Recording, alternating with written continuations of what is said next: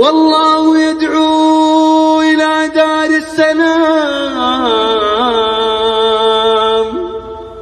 ويهدي من يشاء إلى صراط مستقيم. அல்ஹம்துலில்லாஹ். அல்லாஹ்வுடைய தூதர் ஸல்லல்லாஹு அலைஹி வஸல்லம் அவர்கள் மீதும் அவர்களை பின்பற்றி வாழ்ந்து கொண்டிருக்கின்ற அனைவர் மீதும் அல்லாஹ்வுடைய சாந்தியும் சமாதானமும் என்றென்றும் உண்டாகட்டுமாக. அமைதியை நோக்கிங்கிற சேனல் மூலமாக உங்களை சந்திப்பதற்குரிய வாய்ப்பையும் இந்த தருணத்தையும் தந்த வல்ல ரஹ்மானுக்கு எல்லா புகழும் உரித்தாக. அல்லாஹுவை பற்றி பேசுகிற இந்த செய்தியை நீங்க உங்களுக்கு தெரிஞ்சவங்களுக்கெல்லாம் ஷேர் பண்ணுங்க. அல்லாஹ் ரப்புல் ஆலமீன் நன்மையை நாம் மக்களுக்கு மத்தியில் கொண்டு போனதற்கான ஒரு பாக்கியத்தை பரிசை அல்லாஹ் ரப்புல் ஆலமீன் எனக்கும் உங்களுக்கும் தர போதுமானவனா இருக்கிறான். இன்னைக்கு நாம என்ன வீடியோ பார்க்க போறோங்கிறதுக்கு முன்னாடி ஒரு சில செய்திகளை நாம பார்த்துருவோம். அல்லாஹ் ரப்புல் ஆலமீன் அவனுடைய அருள்மறையில 2வது அத்தியாயத்தினுடைய 196வது வசனத்துல சொல்றான், வஅதிம்முல் ஹஜ்ஜ வல் உம்ரத லில்லாஹ்.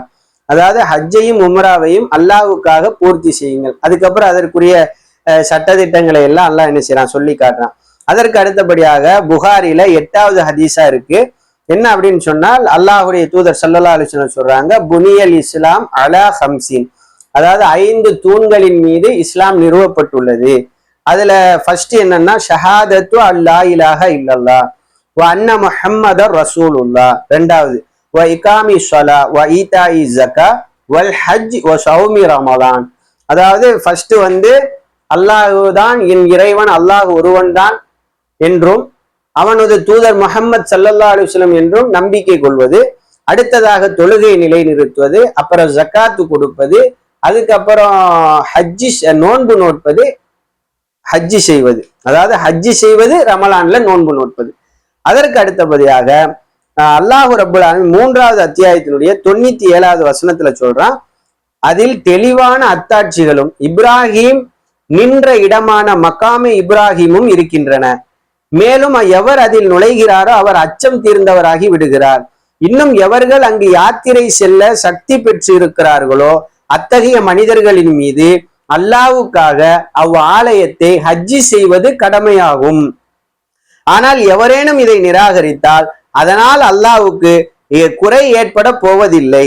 ஏனெனில் நிச்சயமாக அல்லாஹ் அகிலத்தாரை விட்டும் தேவையற்றவனாக இருக்கிறான். அப்புறம் ரசூலுல்லாஹி ஸல்லல்லாஹு அலைஹி வஸல்லம் ஒரு செய்தி இருக்கு, ஒரு ஹதீஸ் இருக்கு.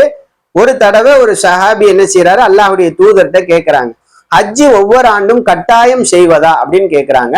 அவர் கேட்ட இந்த கேள்விக்கு நான் ஆம் என்று பதில் அளித்திருந்தால் அது கடமையாகி இருக்கும். அது கடமையாகி இருந்தால் உங்களால செய்ய இயலாது. வருஷம் வருஷம் ஹஜ்ஜி செய்ய முடியுமா? ஒரு ஹஜ்ஜையே எல்லா வாய்ப்பும் வழி இருந்து நிறைய பேர் செய்யறதுக்கு என்ன செய்யறது இல்ல, முக்கியத்துவப்படுத்துறது இல்ல, முதன்மைப்படுத்துறது இல்ல. ஆனால் வருடம்னா அது செய்ய முடியாது உங்களால.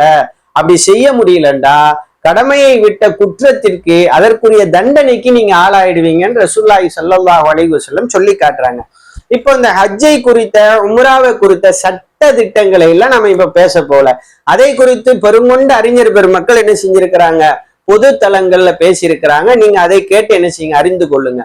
அதற்கு முன்னாடி அல்லாஹ் ரப்புல் ஆலமீன் சொல்லக்கூடிய இந்த செய்திகள் எல்லாம் ஹஜ்ஜை செய்வது என்பது வாழ்நாள்ல ஒரு தடவையேனும் ஹஜ்ஜி செய்வது கடமையாக்கப்பட்டிருக்கு.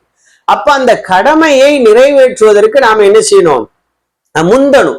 கடமையை நிறைவேற்றதான் முக்கியத்துவம் என்ன செய்யணும், படுத்தணும். ஆனா இன்றைக்கு மக்களுக்கு மத்தியில நிறைய உம்ரா செய்யறதுக்கு முக்கியத்துவம் கொடுக்குறாங்களே தவிர ஹஜ்ஜை பத்தி என்ன செய்யறது இல்ல, யோசிக்கிறதே இல்லை.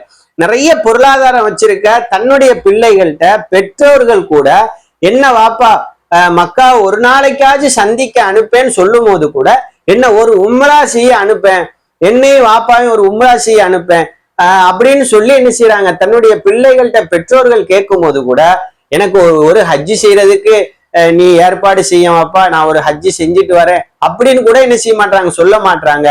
அப்படி விரும்புறவங்க கூட ஒரு உம்ரா செய்யதான் என்ன செய்யறாங்க, ஆசைப்படுறாங்க. இப்போ நம்ம எல்லாரையுமே ஹஜ்ஜி செய்யுங்கன்னு நம்ம சொல்லல.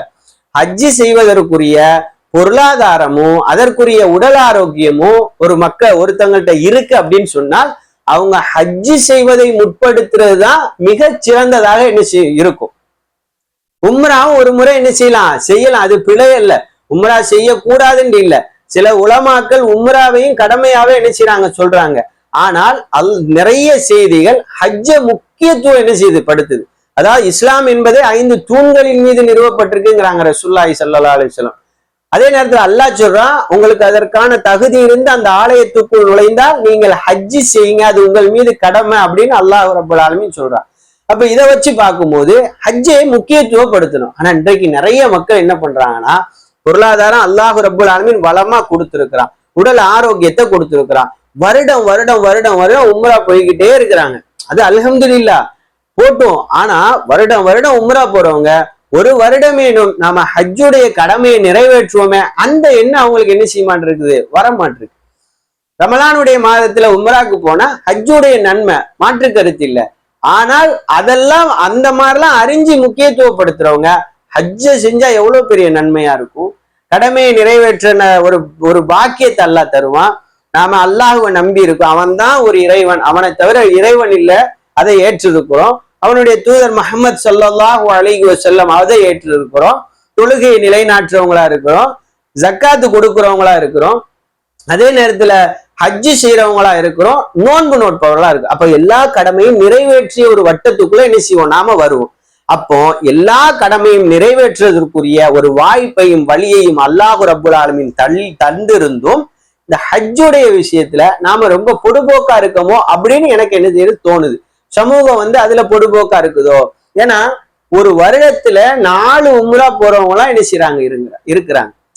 உம்ராக்குன்னு வழிகாட்ட போறாங்க, ஹஜ்ஜிக்கு வழிகாட்ட போறாங்க, அவங்க ப்ரொஃபஷனலா போறாங்க. அது அல்லாஹ் ரப்புல் ஆலமீன் அவங்களுக்கான நன்மையும் அவங்களுக்கான ஆரோக்கியத்தையும் அல்லாஹ் ரப்புல் ஆலமீன் தரட்டும். இப்ப நம்ம அவங்கள பத்தி பேசல. எல்லா பொருளாதாரமும் ஆரோக்கியமும் இருந்து எல்லா கடமைகளையும் நிறைவேற்றுறதுல முதன்மை முந்துறவங்க இந்த ஹஜ்ஜுடைய விஷயத்திலையும் அலட்சியமா இருக்கக்கூடாது.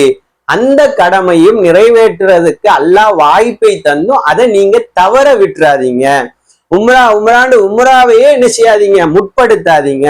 ஒரு தடவையேனும் என்ன செய்யுங்க, அல்லாஹ் தந்த அந்த பொருளாதாரத்தையும் அல்லாஹ் தந்த அந்த உடல் ஆரோக்கியத்தையும் ஹஜ்ஜி செய்வதற்காக என்ன செய்யுங்க, பயன்படுத்தி கொள்ளுங்க. அப்படிங்கிறது தான் நம்ம வலியுறுத்துறோம். ஏன்டா இன்னைக்கு சமூகத்துக்கு மத்தியில இந்த ஹஜ்ஜி செய்யணும் அப்படிங்கிற எண்ணமே நிறைய பேர்கிட்ட இல்லாம போயிருது, மாச்சப்படுறாங்க. அவ்வளோ கூட்டத்துல அவ்வளோ கூட்ட நெரிசல்ல நம்ம போய்கிட்டு அப்படி வேண்டாம் நம்ம உம்ரா போவோம்னு சொல்லி வருஷத்துக்கு 4 உம்ரா போகக்கூடியவங்களா என்ன செய்யறாங்க இருக்கிறாங்க. அப்படி இருக்காதீங்க. அது மட்டும் இல்லாம நான் முன்னாடியே சொன்ன மாதிரி நிறைய பெற்றோர்கள் என்ன பண்றாங்கன்னா, தன்னோட பிள்ளைகிட்ட ஒரு நாள் அந்த ஆலயத்தை நான் பார்க்கணும் அப்பா, அப்படி அனுப்புறதுக்கு கூட என்ன ஒரு உம்ரா அனுப்புவாப்பா அப்படின்னு சொல்றாங்க.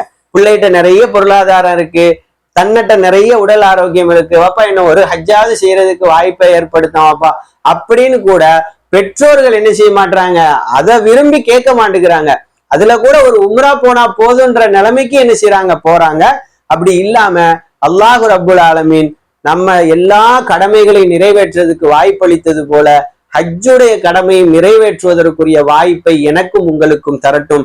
யாருக்கெல்லாம் அந்த வாய்ப்பு இருக்கிறதோ அவர்கள் ஹஜ்ஜு செய்வதற்கு என்ன செய்யுங்க, முந்துங்க. ஹஜ்ஜு செய்வதற்கு முயற்சி செய்யுங்க.